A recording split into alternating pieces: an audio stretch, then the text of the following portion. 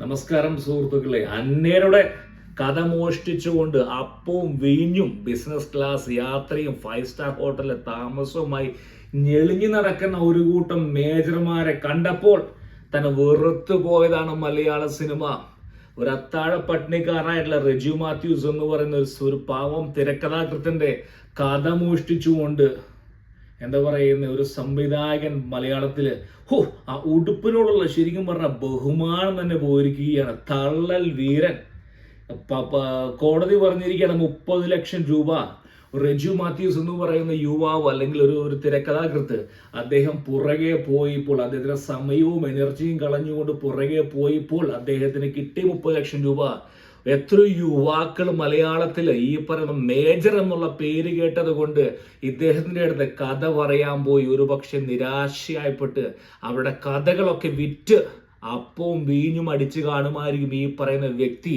ആരാണ് ഇവൻ? ഇവന്റെ പേരാണ്, നിങ്ങൾ പറയും ഇവൻ എന്താണ് വിളിക്കേണ്ടതെന്ന്.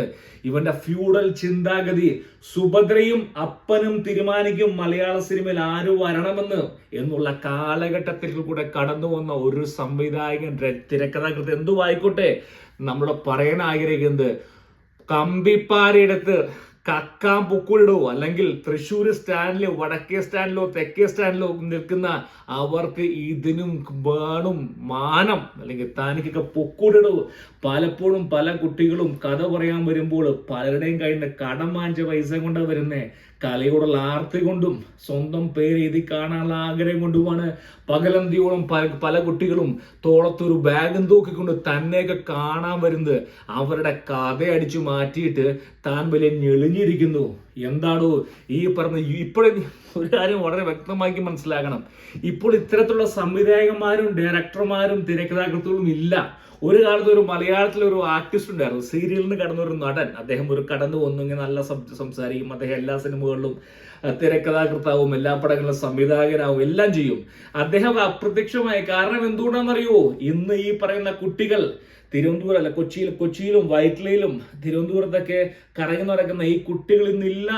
ഇവർക്ക് ആവിഷ്കാര സ്വാതന്ത്ര്യം യൂട്യൂബ് കൊടുക്കുന്നുണ്ട്. ഇതുപോലുള്ള ഫ്യൂഡൽ ചിന്താഗതിയുമായി നടക്കുന്ന സംവിധായകന്മാർ ആവശ്യമില്ല കുട്ടികൾക്ക്. നിങ്ങൾക്ക് രചനയുണ്ടോ, നിങ്ങൾക്ക് ആവിഷ്കാരമുണ്ടോ, കലയുണ്ടോ? യൂട്യൂബ് എന്നുള്ള മാധ്യമമുണ്ട്. കണ്ടില്ലേ, റീൽസുകൾ കൊണ്ട് കോടികൾ വാരുന്ന പയ്യന്മാരെ ഒരു 10 വർഷം മുമ്പ് വരെ സെറ്റുകളിൽ നിന്ന് നടക്കുകയായിരുന്നു. കാരവാനിൽ പോയിരുന്ന കഥ പറയുന്നു.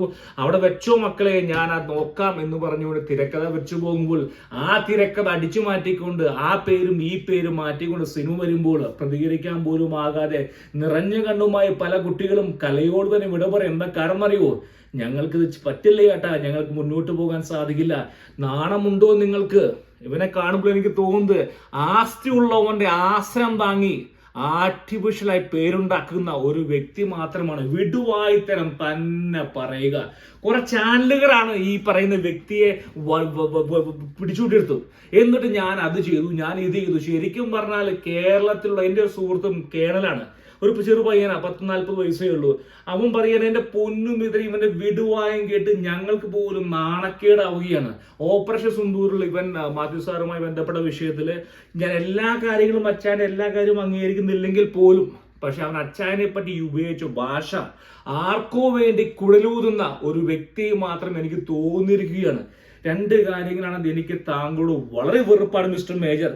താങ്കൾ ലക്ഷക്കണക്കിന് യുവാക്കളെ താങ്കൾ പറ്റിച്ചിട്ടുണ്ടാവും ഉറപ്പായിട്ടും. ഒരു റെജു മാത്യൂസ് മാത്രമല്ല, താങ്കൾ ലക്ഷക്കണക്കിന് കുട്ടികളുടെ കലാവാസനയെ അന്ധകാരത്തിലേക്ക് തള്ളിവിട്ടിരിക്കുകയാണ് താങ്കൾ. എനിക്ക് അതിനോടാണ് താങ്കൾക്ക് എതിർപ്പുള്ളത്. എനിക്ക് ഒന്നും പേടിക്കേണ്ട ആവശ്യകത വരുന്നില്ല, കാരണം ഞാൻ ഇവിടെ ഉള്ളത്. എന്നാൽ പോലും നീ ഒരു ദിവസം പശ്ചാത്തപിക്കണം. സത്യം സൂര്യനെ പോലെ മറച്ചു വെക്കാൻ സാധിക്കില്ല, ഉയർത്തു വരും. നീ കാണിച്ചത് മഹാപോക്രിത്രമല്ലേ? ലക്ഷക്കണക്കിന് സിനിമ താങ്കൾ ഇറക്കിയപ്പോൾ നീ ലക്ഷക്കണക്കിന് രൂപ മുടക്കി പല 5 സ്റ്റാർ ഹോട്ടലിലും താമസിക്കുന്നു. ഒരു 10 ലക്ഷം രൂപ എറിഞ്ഞു കൊടുക്കാമായിരുന്നില്ലേ ഈ അത്താഴ പട്ടിണിക്കാരന്? കൊണ്ടുപോയി കുടുംബം നോക്കടാ, മാമൻ ഈ പടം ചെയ്യട്ടെ, അടുത്ത പടത്തിന് വേണമെങ്കിൽ നിങ്ങളെ കാണാമെന്ന്. അല്ലാതെ നുണ പറഞ്ഞുകൊണ്ട് ഓടിക്കുന്നു. കഥ മോഷ്ടിച്ച് കമ്പിപ്പാര, ഞാൻ പറയുന്ന പോലെ ഇതിനും കൂടുതൽ ഞാൻ എക്സ്പോസ് ചെയ്യാൻ ആഗ്രഹിക്കുന്ന വ്യക്തി ഈ പറയുന്ന വ്യക്തി കാണിച്ചുകൂടി. ഇവൻ മാത്രമല്ല, ഒരു കോക്കസ് ഉണ്ടായിരുന്നു മലയാള സിനിമയ്ക്ക് 2010 മുതൽ ഒരു കോവിഡ് വരെ. കോവിഡ് വന്നതിന് ശേഷം യൂട്യൂബ് വന്നപ്പോൾ ഇവർക്കൊന്നും പണിയില്ലാതെയായി. കാരണം എന്തുകൊണ്ടാ? കഴിവുള്ള യുവജനങ്ങൾ മുന്നോട്ട് വരുന്നില്ല. ഇപ്പൊ ആരാണ് പോകുന്നത്? ആരെങ്കിലും പോകുമോ? നിങ്ങൾ പറ. ഇപ്പൊ ഇതൊന്നും പണിയില്ല. ഇപ്പൊ എന്താ പണി? ആരുടെയെങ്കിലൊക്കെ ആസനം താങ്ങി നടന്നിട്ട് 10 രൂപ ഉണ്ടാക്കുക, അല്ലെങ്കിൽ ഉണ്ടാക്കിയത് ബാങ്കിലുണ്ട്, ആ പേരും വെച്ചുകൊണ്ട് നടക്കുക. ഫ്യൂഡൽ ചിന്താക്ക്, തള്ളൽ വീരൻ. 2 കാര്യങ്ങളാണ് ഞാൻ പറയാൻ ആഗ്രഹിക്കുന്നത്. ഒന്ന്, കപടമായിട്ടുള്ള രാജ്യസ്നേഹം എവിടെയോ ഞാൻ വ്യക്തിയിൽ കാണുന്നു. ലൂസിഫർ പുറത്തിറങ്ങിയപ്പോൾ അദ്ദേഹം ലൂസിഫറിനെ സപ്പോർട്ട് ചെയ്തു. അത് കഴിഞ്ഞ് ലൂസിഫറിനെ എതിർത്ത് പറഞ്ഞു, പണം കിട്ടുമ്പോൾ അങ്ങോട്ടും ഇങ്ങോട്ടും ചാടുക.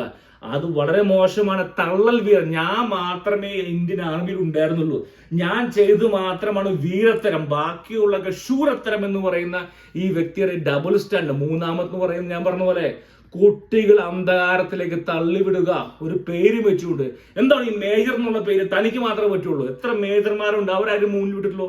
അതായത് മേജർമാർക്ക് ഒരു 4-5 പേര് ഓർഡർലീസിന് കിട്ടും, ഷൂ പോളിഷ് ചെയ്യാൻ, പാത്രം കഴുകാൻ. ആ ഒരു ചിന്താഗതിയാണ് പുറത്തിറങ്ങുമ്പോഴും. അതായത് കഥ പറയാൻ വരുന്ന പയ്യനും പിന്നെ സംവിധായകൻ പഠിക്കാൻ വരുന്നവരൊക്കെ അവരുടെ ഒരു ചിന്താഗതി എന്ന് പറയുന്നത്, ഇവരൊക്കെ എൻ്റെ ഷൂ തേക്കാൻ വരുന്നവരെ ചിന്താഗതി, ഫ്യൂഡൽ ചിന്താഗതി. അതാണ് ഭയാനകം. ഇതുകൊണ്ടാണ് ഇന്ത്യ മുന്നോട്ട് വരാത്തത്. ഇവനെപ്പോലുള്ള 10 പേരാണ് ഇന്ത്യ വളർത്താത്തത്. കാരണം എന്തുകൊണ്ടാണ്? ഞാനും എൻ്റെ കുടുംബവും എൻ്റെ ആളുകളും മാത്രം വളർന്നാൽ മതി എന്നുള്ള ചിന്തയാണ് പ്രശ്നം. ഈ ചിന്ത ഉള്ള ആളുകൾ നമ്മൾ ഒറ്റപ്പെടുത്തണം. ഇതുപോലുള്ള ആളുകളെ കണ്ടെത്തി നമ്മുടെ സുഹൃത്തുക്കൾ നമ്മൾ ഒറ്റപ്പെടുത്തണം, അൺഫോളോ ചെയ്യണം. ഇവനെ പോലുള്ള ആളുകൾ തിരസ്കരിക്കണം നമ്മൾ.